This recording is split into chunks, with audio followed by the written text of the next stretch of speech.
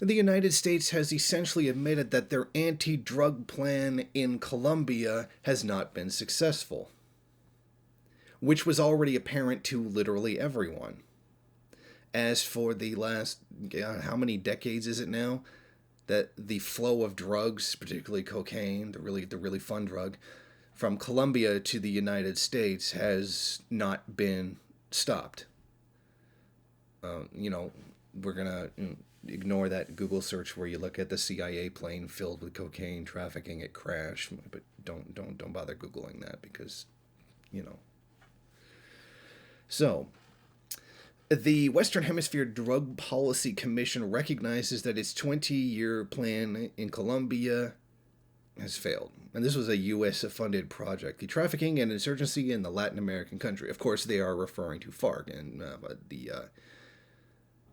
the other, whose name just escapes me right now. EZLN? I think it's EZLN. Anyway, in 2019, Plan Colombia eradicated over 100 hectares of coca crops. However, the amount of coca cultivated in the country reached a record 212,000 hectares, or 485,000 acres that year. So, cocaine production is kind of up. I wouldn't be surprised if there was a big spike in demand for it. You know, with all the lockdown and people staying at home, things have been pretty boring. Now, since 2000, the U.S. has provided 11.6 billion in aid in Colombia to fight drug trafficking and its supply chain, and over 10 billion was allocated to Plan Colombia. Do you know what you could do with 22 billion dollars? Do you know how many people you could have given food to who are starving rather than trying to keep a party drug out of people's hands? I mean, we can definitely make the argument that drug prohibition doesn't work. You know, because it doesn't. It's just amazing how much money the United States will throw away trying to stop a group. Let's admit it, a group of Colombians that don't want to live under U.S. imperialist control.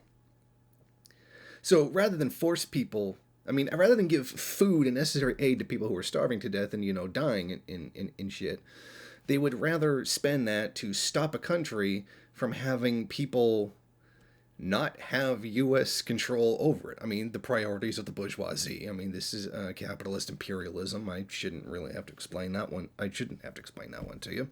However, the alleged war between the two countries against drug trafficking has left over 10,000 false positives, said, alluding that the deaths are not related to the conflict.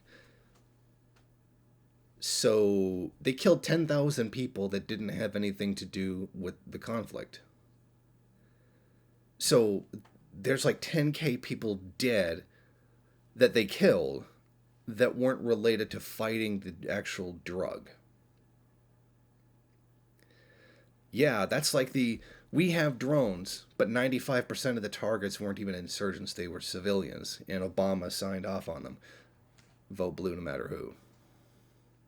So you can see, it's not really even all that effective, which is kind of the point of this Telesur article, and that is the reality that we face, that $22 billion has been wasted essentially just repressing the population of Colombia to keep it from not being a puppet of the United States.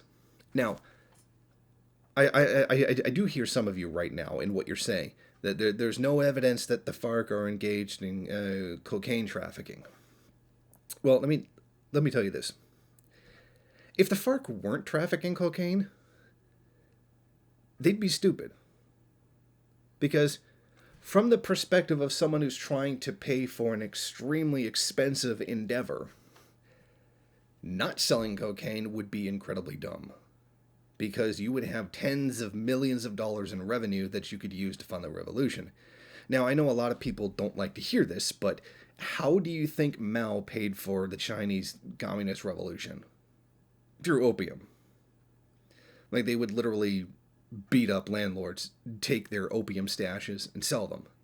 So they were engaged in drug trafficking to a large degree in order to pay for the entire revolution. Revolutions aren't cheap. They cost a lot of money. So there really shouldn't be that much moral outrage. I mean, besides, if you do believe in drug prohibition anyway, if somebody wants to shovel cocaine up their nose, and keep in mind that cocaine is a party drug. I mean, this is largely going to people who already have some degree of money anyway. It's not like this is heroin or crocodile or something monstrously evil like that. This is a party drug. Yes, very addictive, no doubt about it. But it's not the same thing. Not all drugs are the same. You can't equate heroin to marijuana or anything like that. But needless to say, the stated goal of the U.S. plan to stop drugs has been a complete and utter failure. And not only that, it was a bigger failure in 2019 than possibly any other time. And that there were much more important things that this $22 billion could have gone to, like, say, people who are poor and need food to eat. Thank you for watching. If you like this program, then please head over to my Patreon page and set up a monthly donation. It's your donations that keep this program running. Also, if you would like, please rate, comment, subscribe, and share in various social media.